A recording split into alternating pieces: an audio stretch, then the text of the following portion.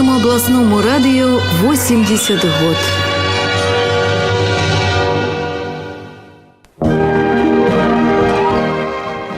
Говорите Гомель. В эфире передача Гомельскому областному радио 80. Перед микрофоном я, автор и ведущий ее Михаил Болсов. Гэты человек отдал журналистице больше за 40 годов. Давно выбранную справу протягивая сёння. Ничего не скажешь, зайздросное постоянство. А пачыналася все з невялікіх заметок у газету «Во славу Родины» белорусской военной округи. Миколай Дегтяров служыў тады ў арміі і час ад часу дзяліўся сваімі думкамі з чытачамі гэтага выдання. Такая ж звычка, ці больш дакладна, патрэбнасць душы, захавалася і пазней, калі ён працаваў на шахце ў Пермскай вобласці. Актыўнасць, майстэрства рабкора былі заўважаны, і Мікалая залічылі ў рэдакцыйны штат гарадской газеты «Уральская качагарка». Там жа уступіў у Саюз журналістаў СССР. Але не, ды ўспаміналася Беларусь, цягнула народную гомельшчыну. І Дегтяров прыязджае сюды, дзе зноў з галавой акунаецца ў журналісцкія будні. На пачатку ў рэчыцкай газеце «Дняпровец», затым у «Гомельскай праўдзе» і на абласным радыё. У 1977 годзе я прыйшоў на радыё. Для мяне гэта было нешта новае, потому что я до гэтага працаваў у розных газетах. Давялося асвойваць, было шмат работы, потому что у гэты час у Беларусі у цэлым і асабліва у Гомелі ішла рэканструкцыя прадпрыемств, будаўніцтва новых. Мазырскі нафтаперапрацоўчы завод будаваўся. Пачалося будаўніцтва беларускага металургічнага завода. На Сельмашы развернулася вялікая работа. Будаваліся новыя цехі па зборцы новых камбайнаў і асабліва будаўніцтва новых цехаў завода ліцця і нармаліў.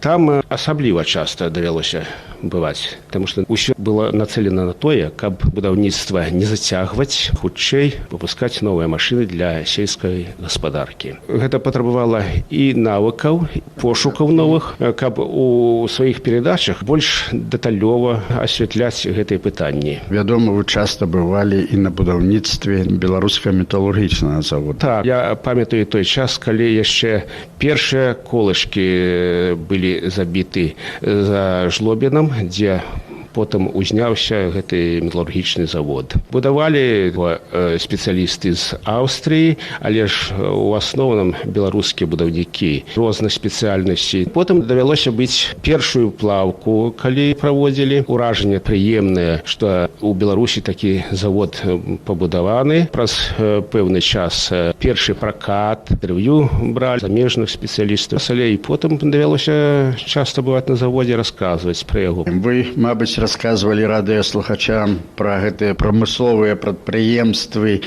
не толькі нашай вобласці. Усесаюзнае радыё ў той час узяло шэфства над будаўніцтвам і рэканструкцыяй Гомсельмаша. Адзін з работнікаў Усесаюзнага радыё прыехаў у Гомель, папрасіў старшыню камітэта Никифорова, каб пытанне пастаянна асвятляць. На мяне была складзена такая адказнасць. Я кожны тыдзень даваў на Усесаюзнае радыё невялікія нават рэпартажы аб ходзе работ. На усесаюзных пераклічках даводзілася ўдзельнічаць. Просьбе нашых калег з Мінска таксама рыхтавалі перадачы. Таму што тое, чым жыў Гомель у той час, цікавіла ўсю Беларусь. На радыё. Што яно вам дало, як і чалавеку, як і журналісту?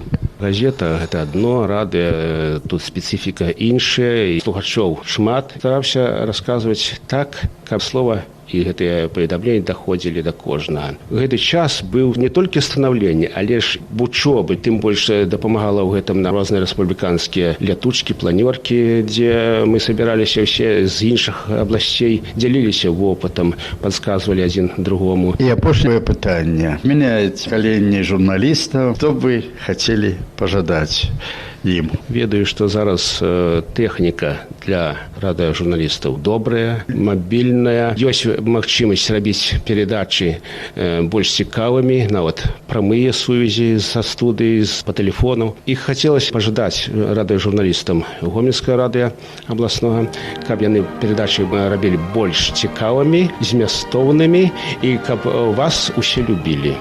Дададзім, што ў час працы на абласным радыё Мікалая Івановича Дегтярова паважалі як калегі, так і радыёслухачы. За яго сур'ёзныя адносіны да справы, удумлівы падыход да праблем прамысловасці, які ён асвятляў у сваіх перадачах. Кожная з іх – гэта радок не толькі гісторыі радыё, але і гісторыі нашай Гомельшчыны. За якую б тэму радыёжурналіст не браўся, усё рабіў і змястоўна, і цікава. Вось і заканчваецца час нашай сённяшняй сустрэчы. Як заўсёды, чакаем вашых водгукаў аб ёй, парад, прапаноў.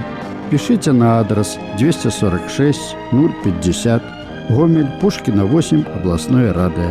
Або тэлефануйце 77 61 16. Я ж, Михаил Болсон, развітваюся з вами. Міру і добра вам, шановныя. До новых сустрэч в эфіры. Гомельскому областному радио 80 год.